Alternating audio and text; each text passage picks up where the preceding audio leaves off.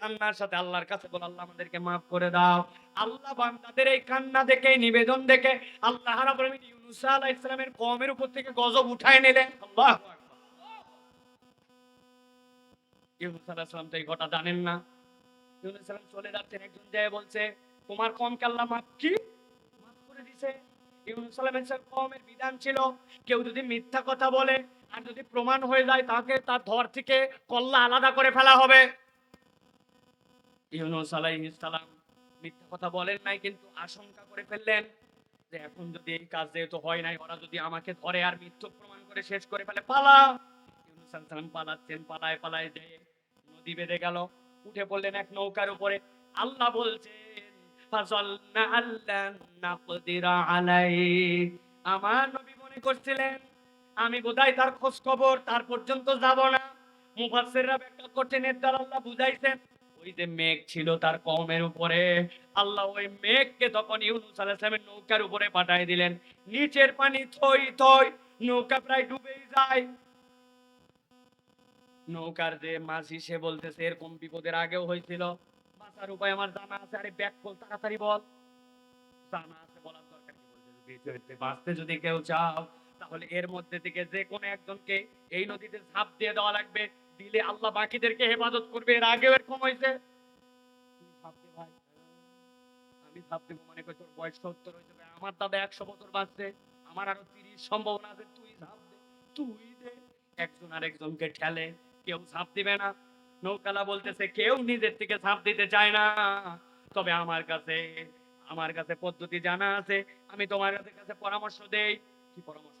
বলছে এর মধ্যে যে সকলের নাম লেখো, লেখার পরে আমি উঠাবো, যার নাম উঠবে ওই ব্যক্তি ঝাঁপ দিবে। লটারি কি? বাংলাদেশে অনেক 2 নম্বর লটারি হয়। এর একটা ঘটনা আমি জানি। এক স্কুলে টিফিনের পরে এমন একটা স্যারের ক্লাস, ওই স্যার সব ছেলেদের হাতের লেখা করতে দিয়েছে। ডব্লিউসি আপনাকে করতে হবে হাতের লেখা, তাছাড়া সেই মারা মারে। এখন টিফিনের টাইম কম, একটু খেলতে হয়। 7 বন্ধু মিলে বলছে দোস্ত যে কোনো একজন লিখে দে, বাকি সবাই জমা দিব, খেলা হবে। একজনের খালি খেলা হবে না, কে লিখবে? বলছে ওই যে মোটা করে যেটা আছে, তোর আবার খেলার দরকার কি? বলছে আমিও খেলতে পারি, বললে হবে নাকি? মোটা বলে অবহেলা করিস না। দোস্তরা বলছে ঝামেলা তো তাহলে। বলছে দোস্ত বুদ্ধি আছে, নাম লেখা হোক, যার নাম উঠবে সেই এই খাতার লেখা লিখবে, তাহলে তো ঝামেলা চুকে গেল। যে কথা ও ভিক্ষা, সাথে সাথে সকলের নাম লেখা হয়ে গেছে। বলছে উঠাও একজন, একজন উঠাইছে, উঠাই দেখে আল্লাহর কি কাম, ওই মোটার নামে উঠছে। এখন 6 জন খেলতেছে মাঠের মধ্যে, খেলতে খেলতে হঠাৎ করে এক দোস্ত বলছে দোস্ত আমরা সবাই মনে মনে যাচ্ছিলাম মোটার নামে উঠুক, কিন্তু জিজ্ঞাসা হচ্ছে ওর নামে উঠলো কেমনে? এখন যেই বেটা লেখছে ওই বলছে বেকুব কোথাকার, না উঠে উপায় আছে, 60টা নামই ওর দিছি, অন্য কোন নাম থাকলে তো উঠবে, সব নাম ওর। কিন্তু ইউনূস আলাইহিস সালামের এখানে তো এই কাহিনী নাই। নাম উঠে গেছে ইউনূস আলাইহিস সালামের, সাথে সাথে ধাক্কায় ফালায় দিয়েছে। যেই না উনি পড়ে গেছেন, পড়ার পরে আল্লাহ বলতেছেন তার বিপদ কত ধরনের জানো? 1 নম্বর বিপদ, আল্লাহর নির্দেশের বাহিরে উনি নিজে ইজতিহাদ করে চলে আসছেন। 2 নম্বর বিপদ, তিনি মিথ্যা বলেন নাই, কিন্তু কাজটা যেহেতু হয় নাই তাকে মৃত্যু প্রমাণ করলে হত্যা করে ফেলবে। 3 নম্বর নৌকায় উঠছেন, কিন্তু ওই নৌকার থেকে তারা ধাক্কায় নিচে ফেলে দিতে। 4 নম্বর উপরে মেঘ, নিচে পানি, ইতিমধ্যে একটা মাছ এসে তাকে গিলে খেয়ে ফেলছে। তার থেকে বড় বিপদে ওই মুহূর্তে কেউ নাই। কিন্তু আল্লাহ বলছেন ওই মুহূর্তে ইউনূস আল্লাহকে বলে নাই ফানাদা ফিজ যুলুমাত আন্নী মাসানি আদ-দুর। আল্লাহর কাছে বলছেন আল্লাহ কারো দোষ নাই, আমি আমার দোষটা অনুভব করছি। আর আল্লাহ তোমার কাছে বলছে লা ইলাহা ইল্লা আনতা সুবহানাকা ইন্নী কুনতু মিনাজ জালিমিন।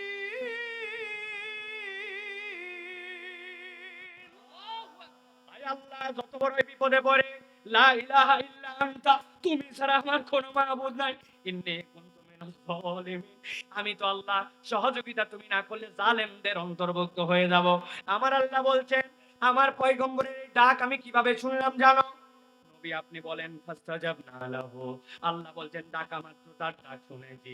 ওয়ানাজাইনাহু মিনাল গাম, তার যত ধরনের দুশ্চিন্তা ছিল, যে পাঁচটার কথা বললাম, আল্লাহ সবগুলাকে দূর করে দিয়া উল্টা মাছকে বলছেন, তুই এর জন্য হচ্ছে এখন সুপারসনিক, তুই ওরে পেটে করে নিয়ে ভ্রমণ করবি, পারে যাই উগলাবি, তুই ওর বাহন। সুবহানাল্লাহ। সাতক্ষীরার মানুষ চিন্তা করতে পারেন, 1.5 ঘন্টা ব্যাপী কথা শুনতেছি, ইউনূস আলাইহিস সালামের এই গল্প শোনার জন্য রাত্রে আসছি। ভালো করে বোঝেন, আমার আল্লাহ বলছেন, নবী আপনাকেও ঘটনা শোনানোর জন্য বলি না, আমি আল্লাহ বললাম ওয়াকাযালিকা নুনজিল মুমিনিন, এটা কেবল ইউনূসের সাথে সম্পর্কিত নয়। আমার বান্দা যদি পাসওয়ার্ড নম্বর 3 আল্লাহর কাছে নিজেকে মুমিন হিসেবে উপস্থাপন করতে পারে, ইউনূসের জন্য আমি আল্লাহ যা যা করেছি কিয়ামত পর্যন্ত প্রতিটা মুমিনের জন্য আমি আল্লাহ একই রকম মুক্তির ব্যবস্থা করে দিব। কিন্তু নিজে বুকে হাত দিয়ে বলি তো আমরা কি প্রকৃত মুমিন কিনা? আল্লাযীনা ইউমিনুনা বিল গায়ব ওয়া ইউকিমুনাস সালাহ ওয়া মিম্মা রাযাকনাহুম ইউনফিকুন। আল্লাহ রাব্বুল আলামিন মুত্তাকিদের গুণাগুণের মধ্যে ঈমান, এরপরে সালাত, এরপরে আল্লাহ বলতেছেন তাকে যে রিজিক দেওয়া হয়েছে ওখান থেকে খরচ করবে। কিন্তু আমরা যদি দেখি এখন মুমিন মুসলমান আমরা হচ্ছে 1 নম্বর কঞ্জুস, ঠিক কি না? মসজিদে 10 টাকা দেয় না, 20 টাকা জুমার দিনে পকেট থেকে বের হয় না। আর আল্লাহর প্রতি ঈমান আর আস্থার ব্যাপারে আমাদের যে কি অবস্থা, একটু বিপদে পড়ছে বলছে শোন অমুক মাজারে চলে যা, তুই জায়গায় মান্নত লাগা, ঠিক কি না? আল্লাহরে উল্টা গালাগালি করে। আমাদের মা বোনেরা ধান নেড়ে দিছে, হঠাৎ করে আকাশ ভার হয়ে আসছে, বলছে আল্লাহ তো আর দেখতে পায় না, আমি যেদিন খালি ধান শুকর দেই ওই দিনই খালি বৃষ্টি দেওয়া লাগে। নাউজুবিল্লাহ বলবেন না? মা বোনেরা গল্প করে, আল্লাহ তার কারো বেটা দেখে না, খালি রোগ আমারটাই দেখে, বুবুরে কান্দে যাচ্ছে, আর আল্লাহকে গালাই যাচ্ছে, আছে কিনা? আপনার ইমানের লেভেল যে আপনার কোন জায়গায় আপনি এখনো হিসাব মিলাতে পারেন না, ঠিক না? রিজিকে আল্লাহর প্রতি আস্থা নাই, আল্লাহর প্রতি ভরসা নাই। এই জন্য মুমিন সে আল্লাহর উপর পুরাপুরি ভরসা করে, যে সুবহানাল্লাহ বলেন। তাহলে আজকের শপথ নিতে হবে, 1 নম্বরে আমরা আল্লাহর আব্দ হব। এখন আল্লাহর যে গোলাম, সে কি আল্লাহর আইন ছাড়া, আল্লাহর বিধান ছাড়া অন্য কারোটার পক্ষে যেতে পারে? হুজুর এতক্ষণ মনে করছিলাম আপনি কোনো দল করেন না, কিন্তু এখন কথা তো দলের দিকে যায়, আছে কিনা এক দল? এরা হচ্ছে 2 নম্বর মুমিন। কয় নম্বর? ওরা নামাজের ইসলাম ভাল লাগে, রোজার ইসলাম ভাল লাগে, কিন্তু আল্লাহর আইনের কথা বললে এদের গায়ের মধ্যে আগুন জ্বলে। এরা হচ্ছে 2 নম্বর মুমিন। আপনি যদি মুমিন হন তাহলে আল্লাহর কাছে আপনি বলেছেন, আমার শেষ কথা শুনে যান, ভালো করে বুঝে যান। আমরা বলেছি আমানতু বিল্লাহি ওয়া মালাইকাতি ওয়া কুতুবিহি ওয়া রুসুলিহি, বলছি না? আশহাদু আল্লা ইলাহা ইল্লাল্লাহ আর আমানতুর মধ্যে পার্থক্য আছে। আর আরবি গ্রামার জানেন, তাদের কাছ থেকে, আলেম ওলামার কাছ থেকে যে শুনে নেবেন। আশহাদু আল্লাহ মানে আমি সাক্ষ্য দিচ্ছি, আর আমানতু বিল্লাহ মানে আমি সত্যায়ন করতেছি এবং আমার জীবনে আমি মেনে নিচ্ছি। আমানতু বিল্লাহ মানে সাক্ষ্য দিচ্ছি না, মেনে নিচ্ছি। আল্লাহর প্রতি আমার বিশ্বাস, ওয়া মালাইকাতিহি ওয়া কুতুবিহি ওয়া রুসুলিহি, আল্লাহর যা কিতাব আছে ওর ভিতরে যা আছে সব মেনে নিচ্ছি। এই না মানলে মুমিন হওয়া যায় না।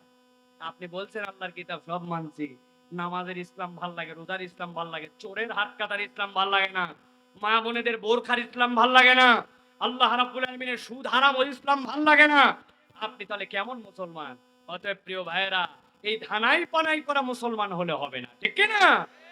যদিও বাঁচার একটা উপায় আছে, বলে দিব, বলে দিব। যাওয়ার সময় যদি 20 টাকা করে হাদিয়া দেন তাহলে বলবো, হ্যাঁ হ্যাঁ খুঁজেই পাওয়া যাবে না আন্দাজে, হ্যাঁ বলবে হুজুর খুচরা নেই। ভালো করে শোনেন, বাঁচার কায়দাটা আপনাদের আছে। আমরা যে বলছি না আমানতু বিল্লাহি ওয়া মালাইকাতিহি ওয়া কুতুবিহি ওয়া রুসুলিহি, এখন থেকে বলবেন আমানতু বিল্লাহি ওয়া মালাইকাতিহি ওয়া কিছু কিছু কুতুবিহি, অথবা বলবেন আমানতু বিল্লাহি ওয়া মালাইকাতিহি ওয়া যদ্দুর বুঝি তদ্দুর কুতুবিহি। কবরে যায় ফেরেশতা ধরছে, এই ব্যাপার কি? বলছে সাতক্ষীরা থেকেই বলে আসছিলাম, যদ্দুর বুঝি তদ্দুর কুতুবিহি। বাটাম একটাও মাটিতে পড়বে না, ঠিক কি না? হুজুরকে 20 টাকা কেন, 2 লাখ টাকা দিয়াও এই কায়দায় কবরে চলবে না, ঠিক কি না? অতএব আল্লাহর প্রতি ঈমান আনতে হবে, আল্লাহর বিধানের উপর ইস্তেকামত থেকে সবর করতে হবে, আর আল্লাহকে একমাত্র মাবুদ হিসাবে স্বীকার করতে হবে। এই 3 গুণ আছে যার, তার লাইভের পাসওয়ার্ড খুলে গেছে, আল্লাহর কাছে যা চাবে সব সে পাবে জোরে বলেন আল্লাহ আমাদেরকে কবুল করুন, বলেন আল্লাহুম্মা আমিন। আজকের আলোচনা 2টা পর্বে করেছি। প্রথম পর্বে বুঝিয়েছি কোরআনের দাম এবং ঈমানের ভালোবাসা। কোরআনের দামের সাথে ঈমানের যদি মহব্বত যুক্ত হয়, তাহলে মুসলমানের ফিলিংস অন্যরকম হবে। আর দ্বিতীয় পর্বে বলেছি আপনাদের কাছে, মানব জীবনের পাসওয়ার্ড খুলতে হলে আব্দ হতে হবে, বান্দাকে সাবের হতে হবে এবং প্রকৃত মুমিন হতে হবে। এই 3 গুণ পেলে আল্লাহ রাব্বুল আলামিন তার জীবনের সব কিছুকে আল্লাহর পক্ষ থেকে সৌন্দর্যমণ্ডিত করে দিবেন। আল্লাহ আমাদেরকে কবুল করুন, বল আল্লাহুম্মা আমিন। হাযা মা ইনদি ওয়াল ইলমু ইনদাল্লাহ, সুবহানাকাল্লাহুম্মা বিহামদিকা, আশহাদু আল্লা ইলাহা ইল্লা আনতা, আস্তাগফিরুকা ওয়া আতুবু ইলাইক। ওয়াসসালামু আলাইকুম ওয়া রাহমাতুল্লাহি ওয়া বারাকাতুহু।